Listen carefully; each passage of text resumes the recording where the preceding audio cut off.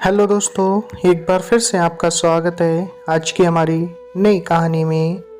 आज की कहानी का शीर्षक है सियार का फैसला। ये कहानी बहुत ही इंटरेस्टिंग, बहुत ही लुभावनी होने वाली है, तो कहानी को लास्ट तक देखना है। चलिए कहानी को स्टार्ट करते हैं। प्राचीन समय की बात है। एक सियार था।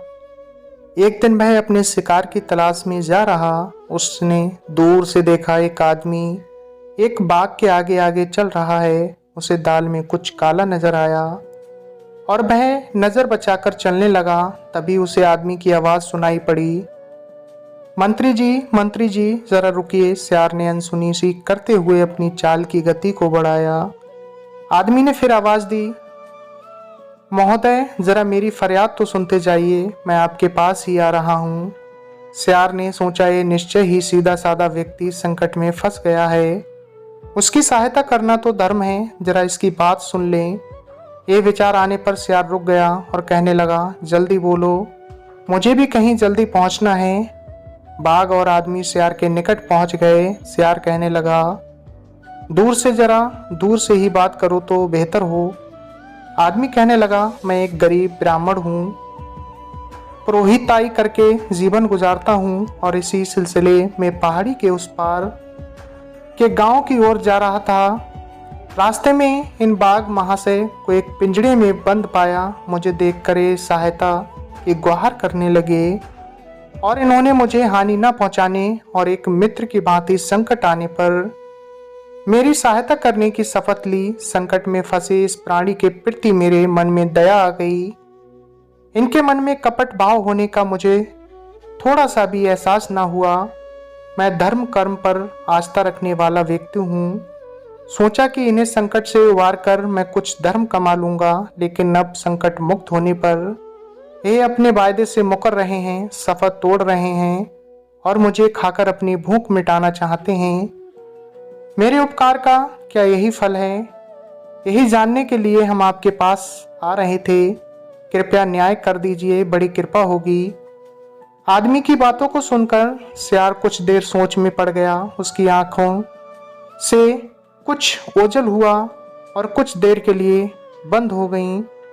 उसकी मुद्रा देखकर बाघ के होंठ कुटिल मुस्कुराहट में हिलने लगे। सियार ने आंखें खोलने पर बाघ के चेहरे पर कुटिल मुस्कुराहट देखी। उसने गंभीर स्वर में बोलते हुए कहा, बाघ भैया, आप जरा आपकी भी बात सुन ली जाए, पता तो चले कि यह आदमी कितना सच बोल रहा है। बाघ कहने लगा, ये सच है कि इसने मुझे एक पिंजड़े से आज़ाद किया, लेकिन आपने को मुक्त पाने और इसे सामने देखने के बाद मुझे जो भूख जगी उसे मैं दबा नहीं पा रहा हूँ। लेकिन बार बार यह मेरी शपथ और दोस्ती की बात याद दिलाकर मुझे रोक रहा है। आते हुए रास्ते में मुझे जो भी प्राणी मिले उनसे भी इसने न्याय का अनुरोध किया, लेकिन सभी प्राणियों का कहना है कि मानव जाति मुंह के जितनी मीठी होती है उतनी ही स्वार्थी, अविश्वसनीय और कृतज्ञ होती है।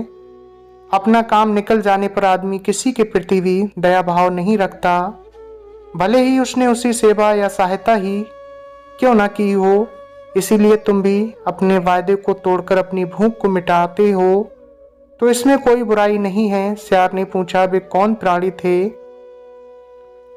वे गाय, भैंस, बैल, ऊंट आदि थे। बाघ ने कहा, गाय का कहना है, जब तक मैं दूध देती रही मेरा मालिक मेरी बड़ी सेवा करता रहा। कभी हरी हरी घास तो कभी चने, कभी चोकर खिलाता। लेकिन जब मैंने दूध देना बंद किया तो उसी मालिक ने मुझे जंगल में भटकने और किसी जंगली जानवर का शिकार बनने के लिए छोड़ दिया। यदि भूले भटके मैं उधर उसकी गौशाला की ओर जाती हूँ तो वह मुझे डंडे मारकर भगा देता है। भैंस, बैल और ऊंट की भी व्यथा ऐसी ही है। वे सभी मानव जाति के स्वार्थ के शिकार बनकर जंगल में भटक रहे हैं। बैल तो बूढ़ा हो गया है और उसमें गाड़ी खींचने या खेत जोतने की शक्ति नहीं रही।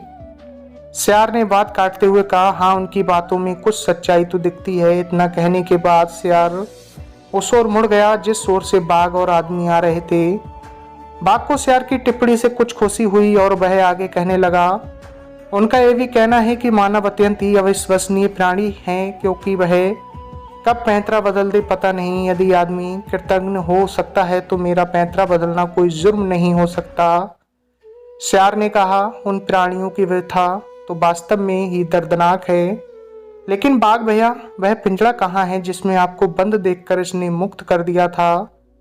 बाघ कहने लगा, थोड़ी ही दूर आगे पिंजरा है। सियार ने पूछा, तो बाघ भैया आपने अपनी प्रतिज्ञा तोड़ने की ही ठान ली है?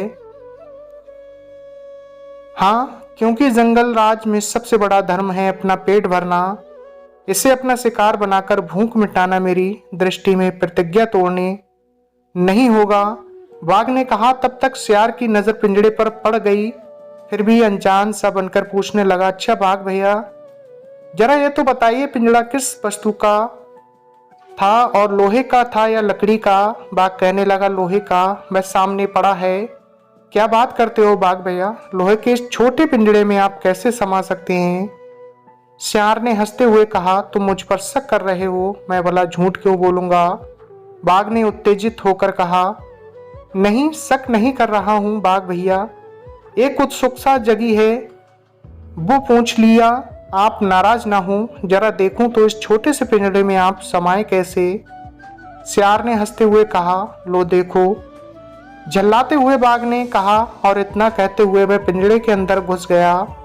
बाघ अंदर क्या घुसा, सियार ने पिंजड़े का मुंह बंद कर दिया और कहने लगा, बाघ भैया आप जैसे विश्वासघाती प्राणी के लिए यही स्थान उपयुक्त है। अब आप विश्राम करिए, हम चले। इतना कहकर सियार आगे बढ़ा। आदमी ने दोनों हाथ जोड़कर सियार के प्रति अपना आभार व्यक्त किया। सियार कहने लगा, देखो भाई, अपने से बलशाली और कपटी प्राणी के साथ मित्रता कायम करना हमेशा हानिकारक और प्राणघातक होता है। अब भागो यहाँ से, मुझे भी अपनी राह जाने दो। फैसला सुनाकर सियार भागते हुए आगे निकल गया। तो दोस्तों, कभी कभी खुद की चालाकी और खुद पे ज़्यादा विश्वास भी इंसान को भारी पड़ जाता है। तो दोस्तों, बस इतनी सी थी ये कहानी आपको कैसी लगी कमेंट्स बॉक्स में ज़रूर बताएं। मिलते हैं फिर अगली वीडियो में एक नई कहानी लेकर। आपने अपना कीमती वक्त दिया, तब तक के लिए धन्यवाद।